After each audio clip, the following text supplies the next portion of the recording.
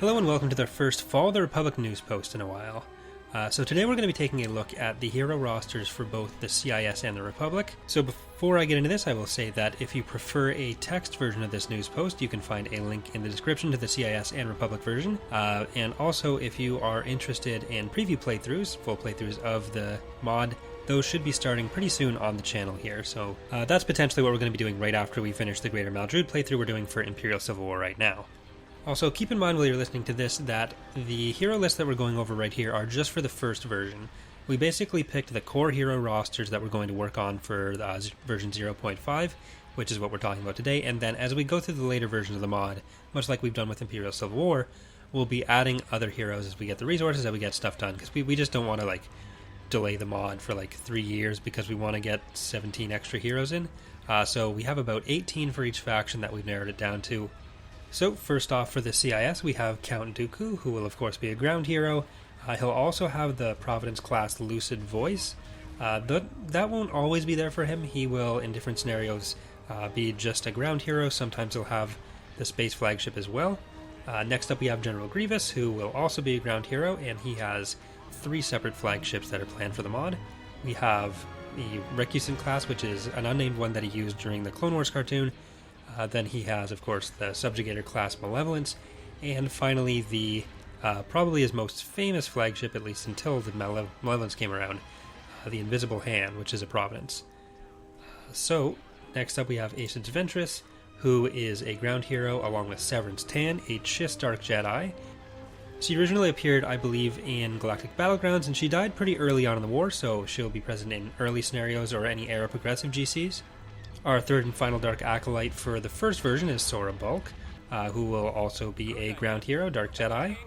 Next up we have 2 galactic heroes who give production bonuses and price decreases. Those are Gunray and Wat Tambor. Wat Tambor is the representative of the Techno Union. Eventually we'll probably add in a lot more of the Separatist Council, or we might even have a specific Separatist Council hero. But right now we're going to have those 2 in as separate heroes to sort of represent them. Then you have Admiral Trench. So Trench is the spider-looking guy from the Clone Wars who commanded the larger Providence class, the Invincible.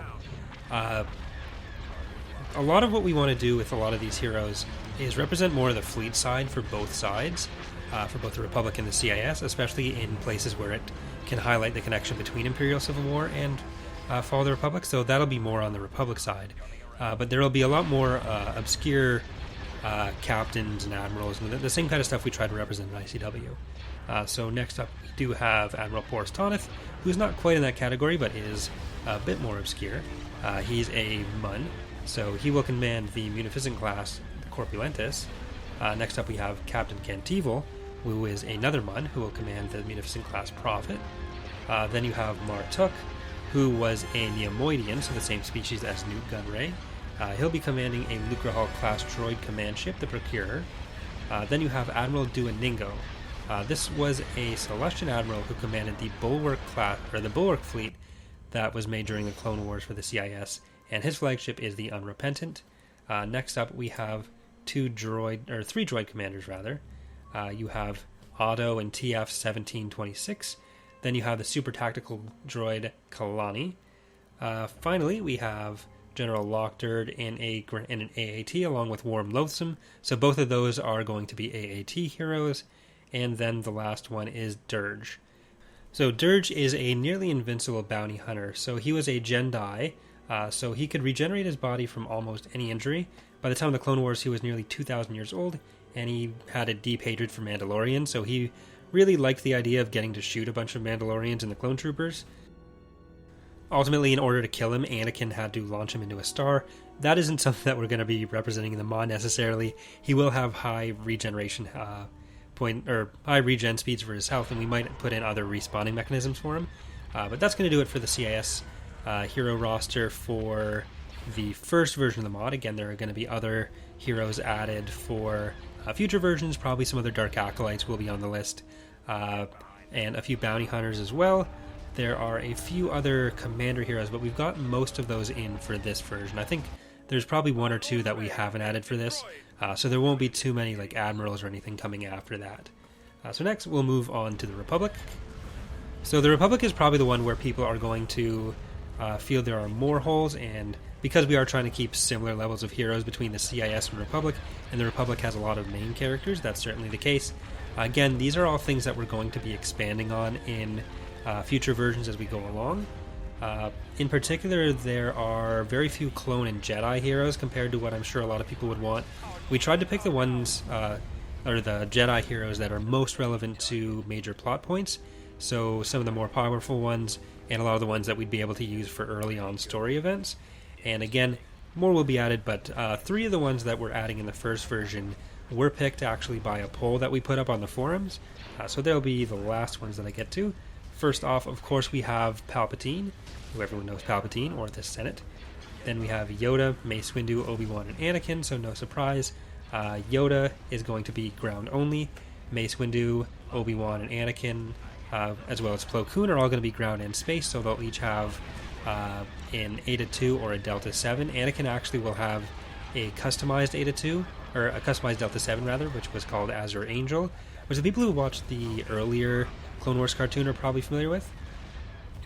Next up, we have Delta Squad, who is in the first release going to be the only clone heroes.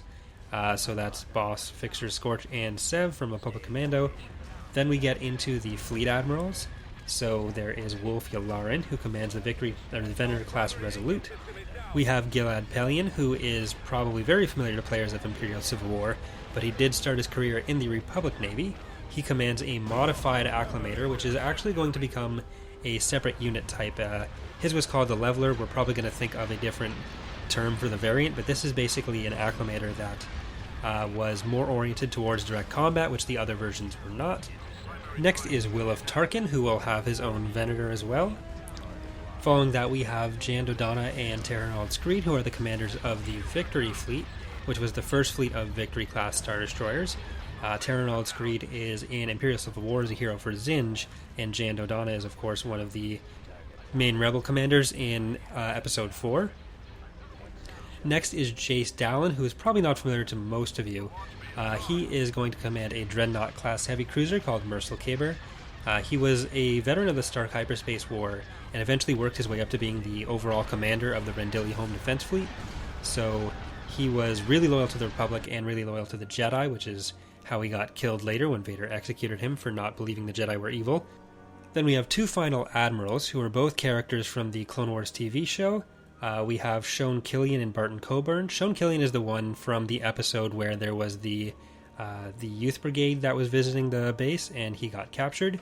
Then there's Barton Coburn, who was the commander of the Space Forces associated with Plo Koon, so he was a lot more straight-laced and hardline. Finally, we have the winners of our poll for the last 3 Jedi. So I don't think any of these will probably be a surprise to anyone. They are Kit Fisto, Shaak Ti, and Aayla Secura. Shaak Ti is going to be ground only, but Kit Fisto and Aayla Secura, like most of the rest of the Jedi, will be both ground heroes as well as fighter pilots. So that's going to do it for our hero rosters for 0.5.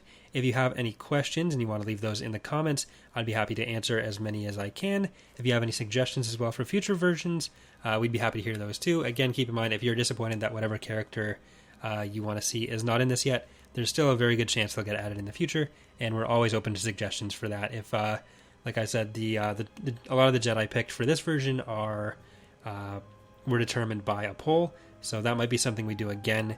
And we'd probably run that through this channel as well as the forums and Mod Database and all the other avenues, so we'd get a bit more feedback on that. But anyways, hope you have enjoyed this update. There should be another news post for Thrawn's Revenge more generally. On Friday, we're going to be doing the CSA overview for the Imperial Civil War 2.3 version. They may also play a role in Fall of the Republic.